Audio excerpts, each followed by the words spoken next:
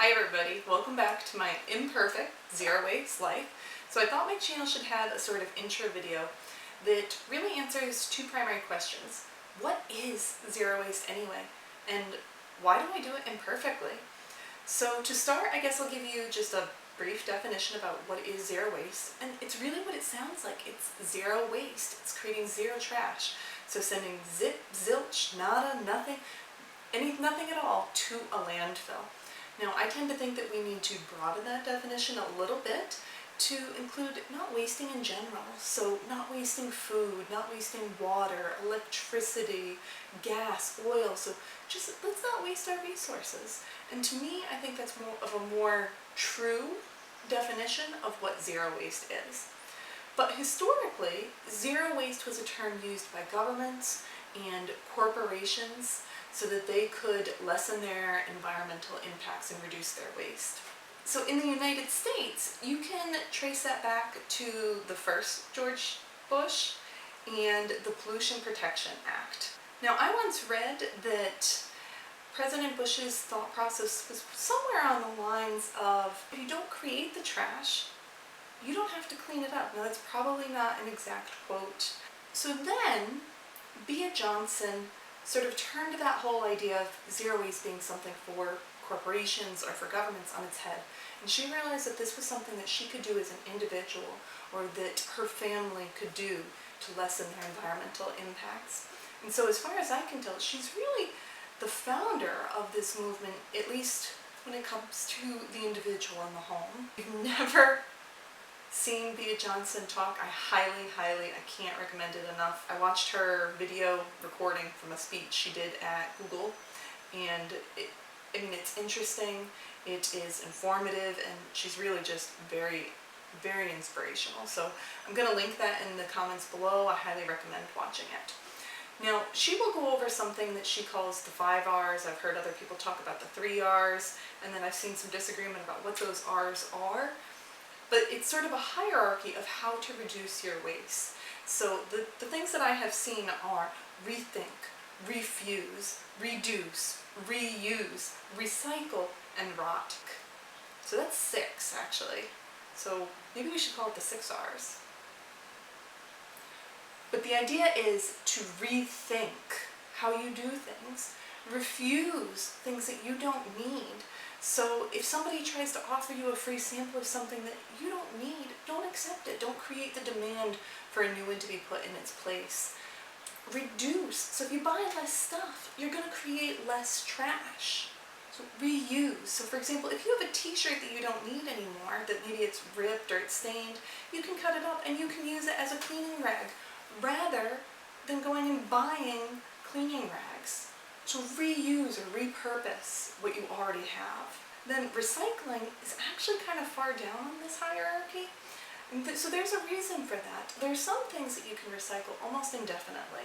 So for example, glass and aluminum. These are very efficient recycling processes, but there's still resources used to recycle it. So if you can reuse it, it's a better option.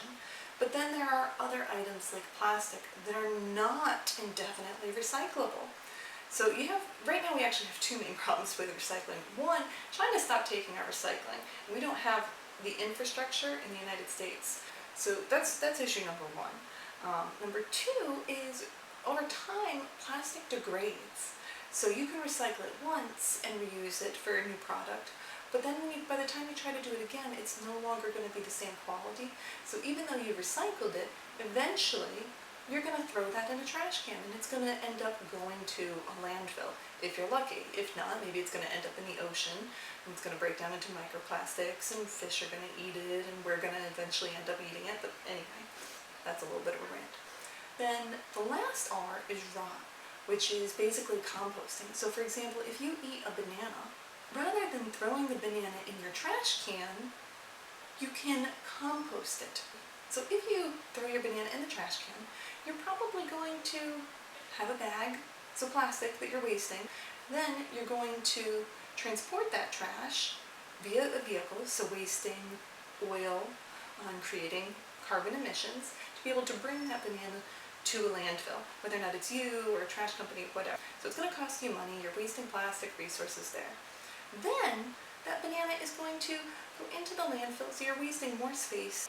And then it's not going to break down the same way it would if it were in a compost bin. When items biodegrade in a landfill, they're doing it without oxygen in what's called an anaerobic process. When things break down this way, they produce methane. Now, methane is a greenhouse gas that is 30 times, that's right, 30 times more potent than carbon dioxide.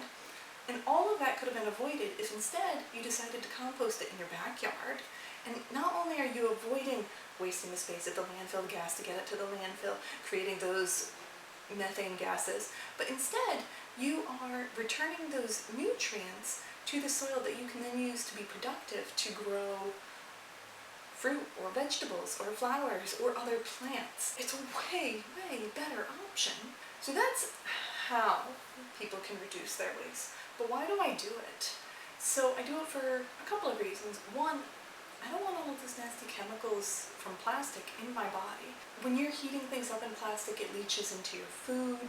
When you're drinking out of a plastic bottle, it leaches into your food. And honestly, it's just in our water supply right now because of all of the microplastics.